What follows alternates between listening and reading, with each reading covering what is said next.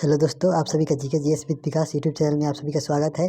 आज हम लोग यहाँ पे जो रोशन आनंद सर के द्वारा ज्ञान बिंदु जीएस एकेडमी का जो सेट नंबर यहाँ पे जो बिहार एसआई के लिए जो बहुत ही मोस्ट इम्पोर्टेंट ये है, इसका हम लोग यहाँ पे सेट नंबर आज हम 12 देखेंगे, जो कि 4 फरवरी के डेट में ये हुआ है। तो चलिए, ये पेड कोर्स का है क्लास, इसे हम लोग आज सेट इसका देखेंगे। तो जो भी इस चैनल पर नए हैं, प्लीज़ चैनल को सब्सक्राइब, लाइक एंड शेयर कीजिएगा, जो कि ज्ञान बिंदु जीएस एकेडमी के द्वारा ये तैयार किया गया बहुत ही सिलेक्टेड यहाँ पे प्रश्न इसमें दिया गया है। तो चलिए हम लोग वीडियो को स्टार्ट करते हैं। तो वीडियो को स्टार्ट करते हैं। यहाँ पे पहला हम लोग प्रश्न यहाँ पे देख लेते हैं। पहला हम लोग यहाँ पे प्रश्न दिया गया है। पहला हम लोग के यहाँ पे प्रश्न दिया गया है कि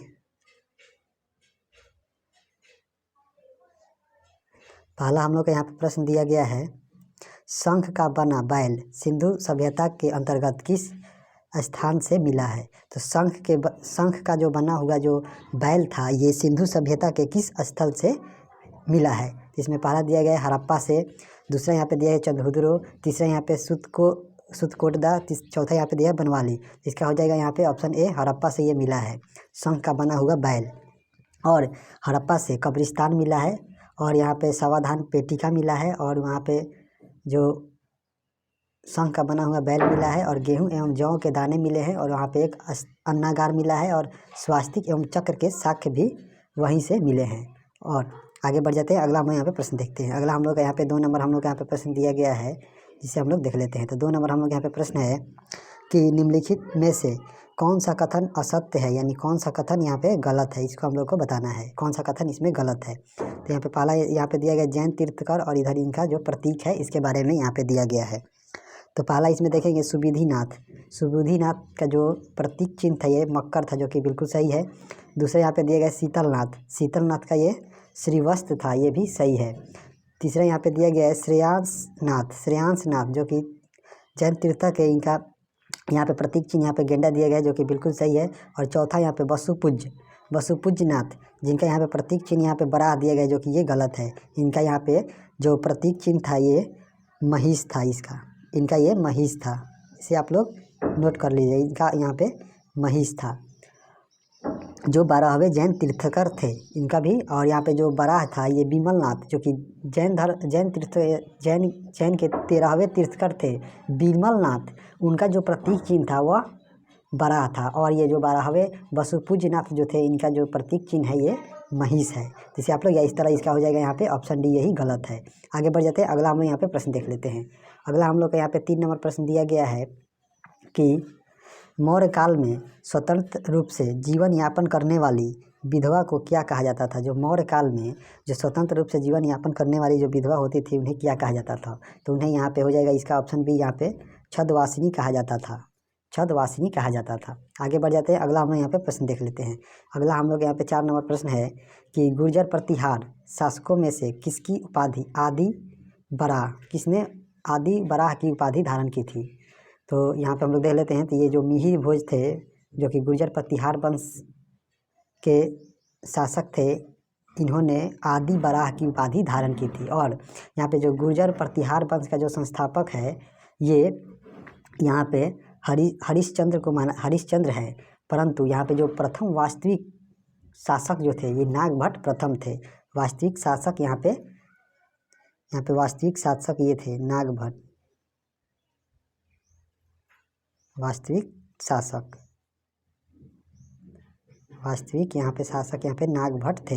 इसको भी आप लोग याद रखिएगा। आगे बढ़ जाते हैं, अगला हम लोग यहाँ पे 5 नंबर हम लोग प्रश्न देख लेते हैं। 5 नंबर हम लोग यहाँ पे प्रश्न दिया गया है कि 5 नंबर हम लोग यहाँ पे प्रश्न है कि कौन सी संगम रचना तमिल बाइबिल कही जाती है। कौन सी संगम जो रचना है उसे तमिलों का बाइबिल कहा जाता है। तो इसका हो जाएगा यहाँ पे ऑप्शन ए, तिरुक्कुलर जो ये रचना थी, जो कि इसकी रचना यहाँ पे कुरल तिरुवल्लुवर के द्वारा ये किया गया था, यही इसे हम लोग तमिल का बाइबल यहाँ पे कहते हैं। आगे बढ़ जाते हैं, अगला हम लोग देख लेते हैं। अगला हम लोग के यहाँ पे 6 नंबर प्रश्न दिया गया है कि 6 नंबर प्रश्न है कि भाग्य ने उसे पुरुष नहीं बनाया, वरना उसके समस्त गुण उसके लिए लाभप्रद हो सकते थे। रजिया में से सभी गुण थे जो एक सुल्तान में होने चाहिए। यह कथन किस विद्वान की है। जो यहाँ पे दिल्ली सल्तनत में जो दिल्ली सल्तनत में जो यहाँ पे जो एक मात्र महिला शासक बनी है जो कि इल्तुतमिश की पुत्री थी यहाँ पे रजिया, उसके बारे में किसने कहा है, किस विद्वान का यह मानना है कि भाग्य ने उसे पुरुष नहीं बनाया वरना वह उसके समस्त गुण उसके लिए लाभप्रद हो सकते थे।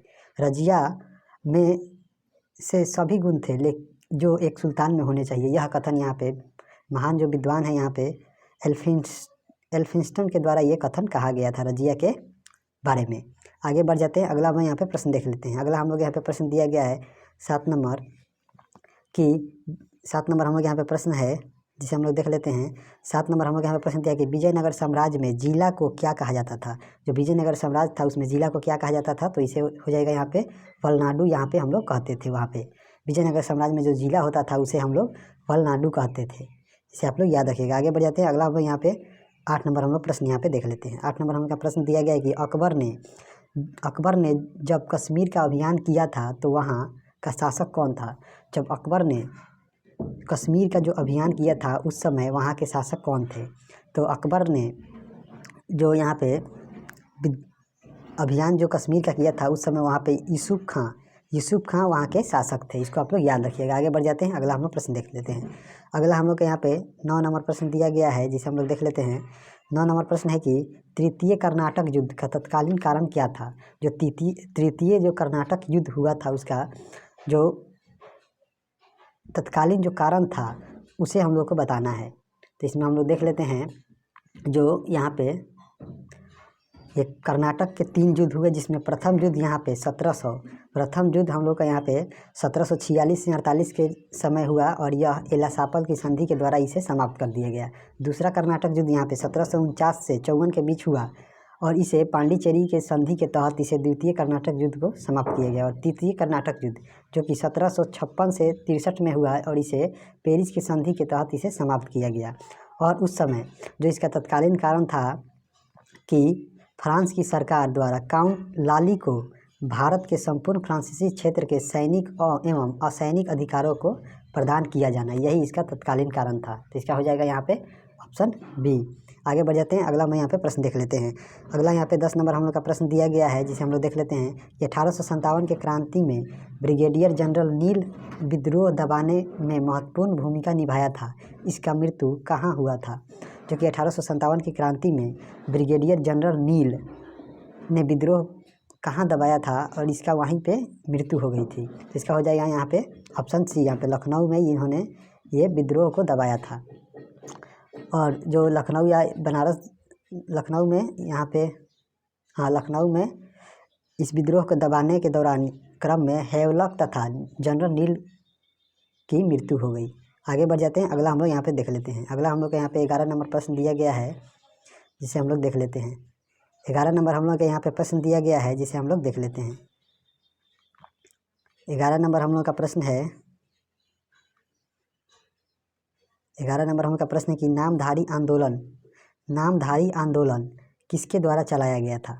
नामधारी जो आंदोलन था यह किसके द्वारा चलाया गया था। तो इसका हो जाएगा ऑप्शन डी, यहाँ पे बाबा राम सिंह कुका के द्वारा ये नामधारी आंदोलन चलाया गया था। आगे बढ़ जाते हैं, अगला हम लोग यहाँ पे प्रश्न देखते हैं 12 नंबर हम लोग के यहाँ पे प्रश्न दिया गया है कि भारतीय धन के बहिर्गमन एवं भारत से होने वाले ब्रिटिश औपनिवेशिक व्यय की जांच हेतु बेल्बी कमीशन का गठन कब किया गया।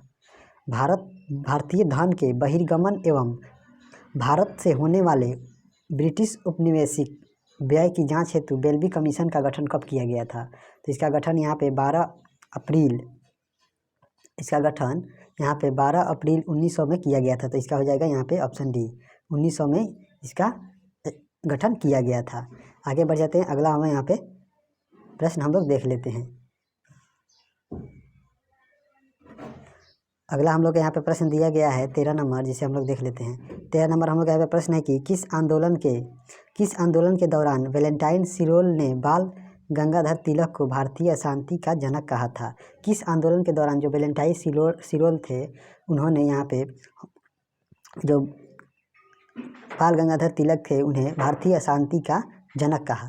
तो इसका हो जाएगा यहाँ पे ऑप्शन बी, स्वदेशी आंदोलन के दौरान ही इन्होंने ये कथन कहा था। आगे हम बढ़ जाते हैं, अगला हम लोग यहाँ पे प्रश्न देख लेते हैं। अगला हम लोग यहाँ पे प्रश्न दिया गया है 14 नंबर हम लोग यहाँ पे प्रश्न दिया गया है कि वह कौन जगह थी जहां अखिल भारतीय किसान सभा का पहला अधिवेशन हुआ था? वह कौन सा जगह था जहां अखिल भारतीय किसान सभा का पहला अधिवेशन हुआ था? तो अखिल भारतीय किसान सभा की स्थापना, इसकी स्थापना यहाँ पे 11 अप्रैल 1936 को 11 अप्रैल 1936 को यहाँ पे लखनऊ में हुआ था। और इसके पहले अध्यक्ष यहाँ पे स्वामी सहजानंद सरस्वती एवं महासचिव NG रंगा चुने गए थे। और यहाँ पे स्वामी सहजानंद ने हुंकार नामक पत्रिका का प्रकाशन पटना से किया और यह किसान आंदोलन की पत्रिका थी। तो इस तरह इसका पहला अधिवेशन यहाँ पे लखनऊ में इसका किया गया था, अखिल भारतीय किसान सभा का। आगे बढ़ जाते हैं, अगला हम लोग यहाँ पे प्रश्न देख लेते हैं। अगला हम लोग के यहाँ पे प्रश्न दिया गया है 15 नंबर की, जालियांवाला बाग नरसंहार पर कांग्रेस जांच समिति की रिपोर्ट के प्रारूप लिखने का कार्य सौंपा गया था। जालियांवाला बाग नरसंहार पर कांग्रेस जांच समिति की रिपोर्ट के प्रारूप लिखने का कार्य किसे सौंपा गया था? तो इसका यहाँ पे हम लोग देख लेते हैं। तो यह जो जालियांवाला बाग हत्याकांड की जांच हेतु कांग्रेस ने मदन मोहन मालवीय की अध्यक्षता में एक समिति का गठन किया, जिसे तहकीकात समिति के नाम से जानते थे। और इस समिति में जो सदस्य थे मोतीलाल नेहरू थे, महात्मा गांधी थे, CR दास थे, अब्बास तैयबजी थे एवं MR जयकर इत्यादि इसमें शामिल थे। और जो इस समिति के रिपोर्ट का जो प्रारूप तैयार किया गया था ये महात्मा गांधी के द्वारा किया गया था। तो इसका हो जाएगा यहाँ पे ऑप्शन बी। आगे बढ़ जाते हैं, अगला हम यहाँ पर प्रश्न देखते हैं। अगला हम लोग का यहाँ पे 16 नंबर प्रश्न दिया गया है कि उच्च एशिया की रीढ़ किस हिमालय को कहा जाता है? उच्च एशिया की रीढ़ किस हिमालय को कहा जाता है? तो इसका हो जाएगा यहाँ पे ऑप्शन ए, ट्रांस हिमालय को ये उच्च एशिया की रीढ़ कहा जाता है। और उच्च एशिया की जो रीढ़ है ये ट्रांस हिमालय जो है ये काराकोरम श्रेणी के अंतर्गत आता है। और ट्रांस हिमालय के अंतर्गत यहाँ पे काराकोरम, लद्दाख, जास्कर एवं कैलाश आदि पर्वत श्रेणियाँ आती है।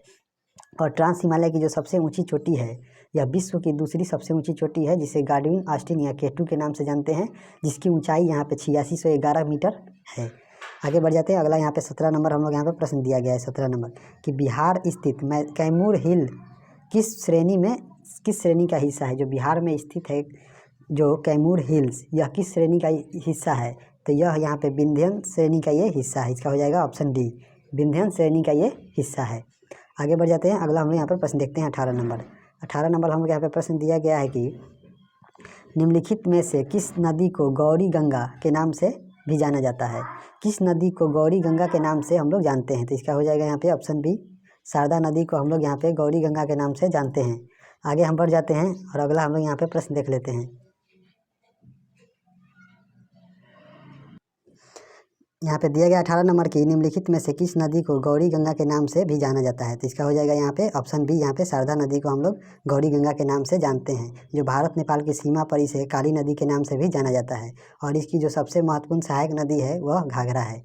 आगे हम बढ़ जाते हैं, अगला हम लोग यहाँ पे प्रश्न देख लेते हैं।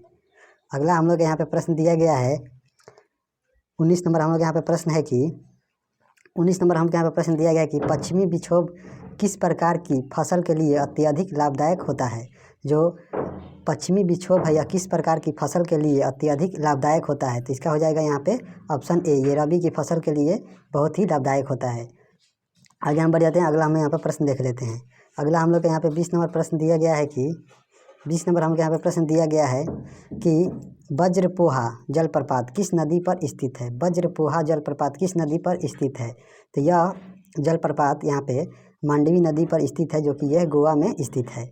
आगे हम बढ़ जाते हैं, अगला हम यहाँ पे प्रश्न देख लेते हैं। अगला हम लोग के यहाँ पे 21 नंबर प्रश्न दिया गया है कि निम्नलिखित में से कौन सा विकल्प असत्य है, यानी कौन सा विकल्प हम लोग को यहाँ पे गलत है, इसके बारे में बताना है। तो यहाँ पे पहला यहाँ पे दिया गया है धर्मा, जो कि कहाँ स्थित है? तो यह धर्मा जो है यह गुजरात में दिया गया है, जो कि यह सुमेलित नहीं है, यह यहाँ पे उड़ीसा में स्थित है। यह उड़ीसा में स्थित है धर्मा, इसको आप लोग देख लीजिएगा। और यहाँ पे जो कुंडापुर यहाँ पे दिया गया है यह कर्नाटक में स्थित है, जो कि यह कर्नाटक में है। बैतरना जो वनस्पति स्थल है यह महाराष्ट्र में स्थित है, जो कि बिल्कुल सही है। और कज्जू वैली जो है यह तमिलनाडु में स्थित है, जो कि बिल्कुल सही है। तो इस तरह हम लोग के यहाँ पे हो जाएगा ऑप्शन ए, जो धर्मा है यह उड़ीसा में स्थित है। आगे बढ़ जाते हैं, अगला हम लोग यहाँ पे प्रश्न देख लेते हैं। अगला हम लोग के यहाँ पे 22 नंबर प्रश्न दिया गया है। 22 नंबर हम लोग यहाँ पे प्रश्न दिया गया है कि सरदार सरोवर परियोजना से सर्वाधिक दुष्प्रभावित राज्य निम्नलिखित में से कौन सा है? जो सरदार सरोवर परियोजना है इसका सबसे ज़्यादा दुष्प्रभाव किस राज्य पर पड़ता है? तो इसका हम लोग देखते हैं, तो इसका हो जाएगा यहाँ पे ऑप्शन सी, यहाँ पे मध्य प्रदेश पर सबसे ज़्यादा यह दुष्प्रभाव डालता है। और यह जो सरदार सरोवर परियोजना है यह यहाँ पे नर्मदा नदी पर गुजरात में स्थित है, इसको भी आप लोग याद रखिएगा। और सबसे ज़्यादा लाभ यहाँ पे गुजरात राज्य को होता है, ये भी आप लोग याद रखिएगा। आगे हम बढ़ जाते हैं, अगला हम लोग यहाँ पे 23 नंबर प्रश्न देख लेते हैं। 23 नंबर हमको यहाँ पे प्रश्न दिया गया है कि निम्नलिखित में से कौन सा विकल्प असत्य है, यानी कौन सा विकल्प यहाँ पे गलत दिया गया है, इसके बारे में बताना है। तो पहला यहाँ पे दिया गया है स्थानांतरित कृषि, और ये किस राज्य की कृषि है? तो इसमें हम लोग देखते हैं, तो इसमें पहला दिया गया है बेगमा। बेगमा जो स्थानांतरित कृषि है यह मेघालय में होती है, जो कि बिल्कुल सही है। कुमारी, जो कुमारी स्थानांतरित कृषि है यह पश्चिमी घाट में होती है, जो कि बिल्कुल सही है। और यहाँ पे कुरुआ, कुरुआ जो स्थानांतरित कृषि है यह छत्तीसगढ़ में नहीं होती है, यह यहाँ पे झारखंड में ये होती है, यह झारखंड में की जाती है। और यहाँ पे चौथा दिया गया है पामलू। पामलू जो है यह स्थानांतरित कृषि यह मणिपुर में होती है। तो इस तरह हम लोग के यहाँ पे कौन विकल्प गलत था, तो ये इसका हो जाएगा ऑप्शन सी। आगे बढ़ जाते हैं, अगला हम यहाँ पे 24 नंबर हम लोग यहाँ पे प्रश्न देख लेते हैं। 24 नंबर हम लोग यहाँ पे प्रश्न दिया गया है कि निम्न कथनों पर विचार कीजिए। पहला पॉइंट इसमें दिया गया है कि बालाघाट हीरो की खानों के लिए माना जाता है। बालाघाट जो है यह हीरो की खानों के लिए माना जाता है। दूसरा यहाँ पे दिए गए मझगांवा जो कि मैंगनीज के भंडारों के लिए जाना जाता है। तो यहाँ पे कौन सा कथन सत्य है इसके बारे में बताना है। तो यहाँ पे जो बालाघाट है यह मैंगनीज के भंडारों के लिए यहाँ पे प्रसिद्ध है, जो कि यहाँ पे दिया गया हीरो के लिए, जो कि ये बिल्कुल गलत है। और जो मझगांव है यह यहाँ पे हीरो के लिए जाना जाता है, जो कि यहाँ पे मैंगनीज के लिए। यहाँ पे दोनों में से कोई भी कथन सत्य नहीं है, तो इसका हो जाएगा यहाँ पे ऑप्शन डी। आगे बढ़ जाते हैं, अगला हम यहाँ पे प्रश्न देख लेते हैं। अगला हम लोग के यहाँ पे 25 नंबर प्रश्न दिया गया है कि निम्नलिखित में से कौन सा विकल्प गलत है, कौन सा विकल्प गलत है इसके बारे में बताना है। तो यहाँ पे जो कल्पक्कम दिया गया है, जो नाभिकीय ऊर्जा केंद्र है, यह कर्नाटक में दिया गया है, जो कि ये गलत है, ये तमिलनाडु में स्थित है, ये तमिलनाडु में स्थित है। और यहाँ पे जो जैतापुर है, तो यहाँ पे जैतापुर है यह महाराष्ट्र में स्थित है, जो कि बिल्कुल सही है। काकरापार जो नाभिकीय ऊर्जा केंद्र है यह गुजरात में स्थित है, जो कि बिल्कुल सही है। कुडनकुलम जो कि ये नाभिकीय ऊर्जा केंद्र है यह तमिलनाडु में स्थित है, जो कि ये भी सही है। तो इस तरह इसका हो जाएगा कौन गलत है, तो इसमें हो जाएगा इसका ऑप्शन ए। आगे हम बढ़ जाते हैं, अगला हम लोग यहाँ पे प्रश्न देख लेते हैं। अगला हम लोग यहाँ पे 26 नंबर प्रश्न दिया गया है कि अखिल भारतीय खादी एवं ग्रामोद्योग बोर्ड का गठन किस वर्ष हुआ? अखिल भारतीय खादी एवं ग्रामोद्योग बोर्ड का गठन किस वर्ष हुआ है, इसके बारे में बताना है। तो जो इसकी स्थापना हुई है यह यहाँ पे 1954 में इसकी स्थापना की गई है। और अखिल भारतीय हथकरघा बोर्ड की स्थापना 1950 में हुई, और अखिल भारतीय हस्तकला बोर्ड की स्थापना 1953 में हुई। इसको भी आप लोग याद रखिएगा। आगे बढ़ जाते हैं, अगला हम यहाँ पे प्रश्न देख लेते हैं। अगला हम लोग यहाँ पे 27 नंबर प्रश्न दिया गया है कि बोरीबिल्ली राष्ट्रीय उद्यान अवस्थित है। बोरीबिल्ली राष्ट्रीय उद्यान कहाँ स्थित है? तो इसकी यह महाराष्ट्र में स्थित है, इसका हो जाएगा ऑप्शन सी। 28 नंबर हमको यहाँ पे प्रश्न दिया गया है कि चित्पावन जनजाति किस राज्य की है? जो चित्पावन जनजाति है यह किस राज्य की जनजाति है? तो यह यहाँ पे महाराष्ट्र की जनजाति है, इसको भी आप लोग याद रखिएगा। आगे बढ़ जाते हैं, अगला हम यहाँ पे 29 नंबर प्रश्न देख लेते हैं। 29 नंबर हमको यहाँ पे प्रश्न दिया गया है कि कालियट्टम लोक नृत्य किस राज्य से संबंधित है? जो कालियट्टम लोक नृत्य है यह किस राज्य से संबंधित है?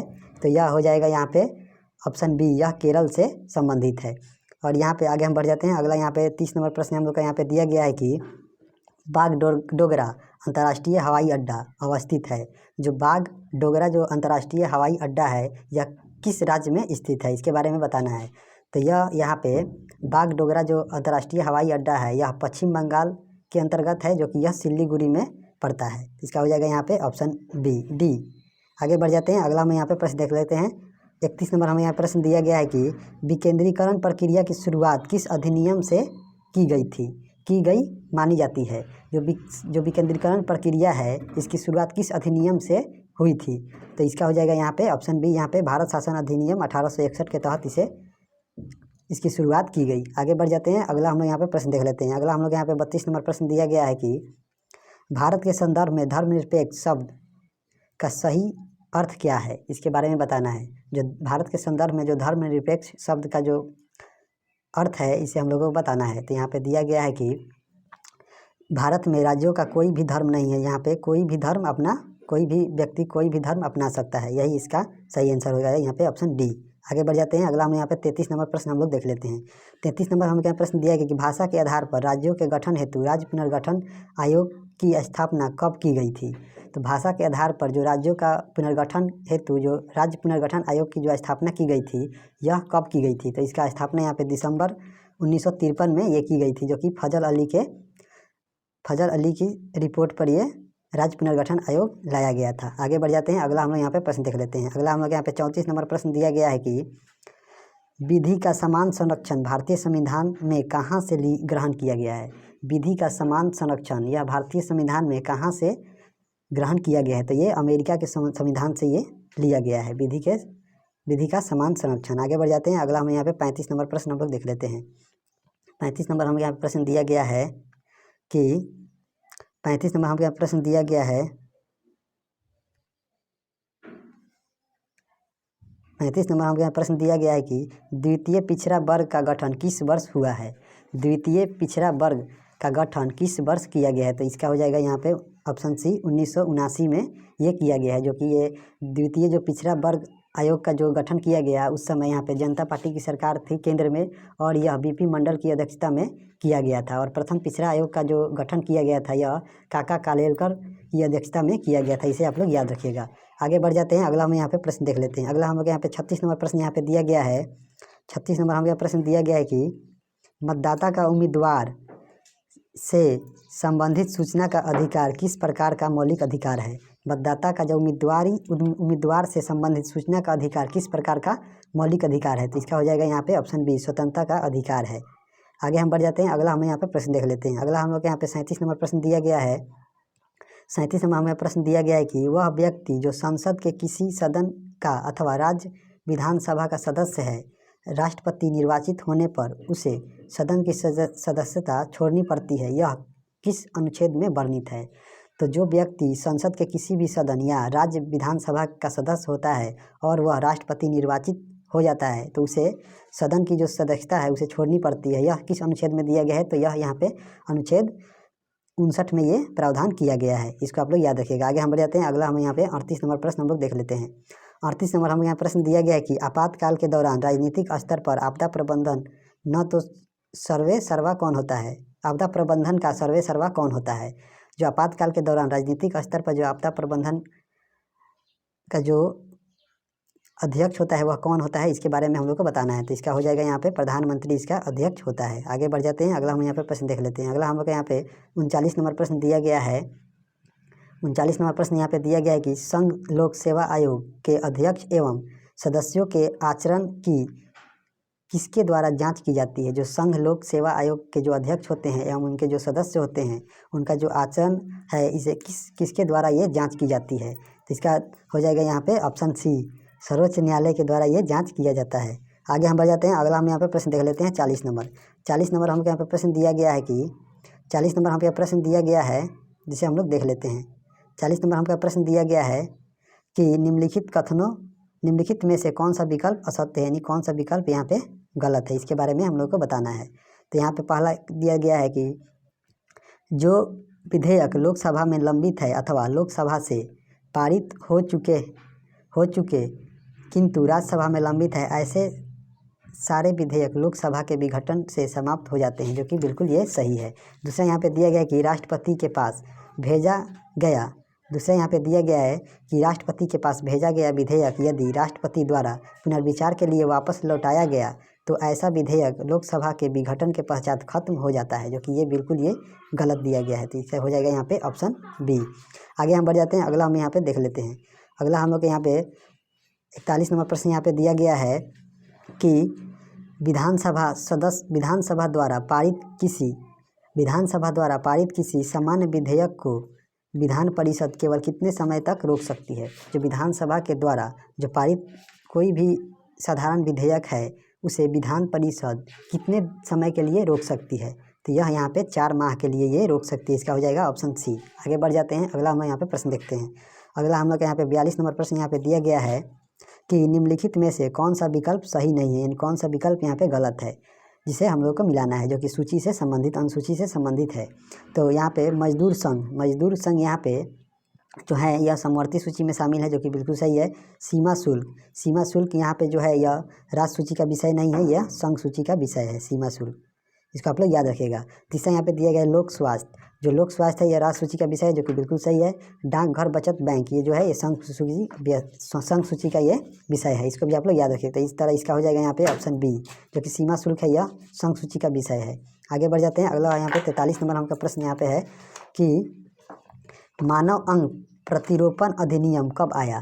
जो मानव अंग प्रतिरोपण जो अधिनियम है यह कब आया, तो इसमें हम लोग देखेंगे। तो इसका हो जाएगा यहाँ पे ऑप्शन डी, यहाँ पे 1994 में यह अधिनियम लाया गया। और परिवार नियोजन जो कार्यक्रम था यह 1952 में लाया गया। और वन्य जीव संरक्षण जो अधिनियम है यह 1972 में लाया गया। और 1974 में यहाँ पे जो जल अधिनियम है इसे लाया गया। आगे बढ़ जाते हैं। अगला हम यहाँ पे प्रश्न देख लेते हैं। अगला यहाँ पे 44 नंबर हम प्रश्न दिया गया है कि निम्नलिखित में से किस संविधान संशोधन के तहत हिंदी भाषा में प्राधिकृत पाठ के संबंध में उपबंध किया गया।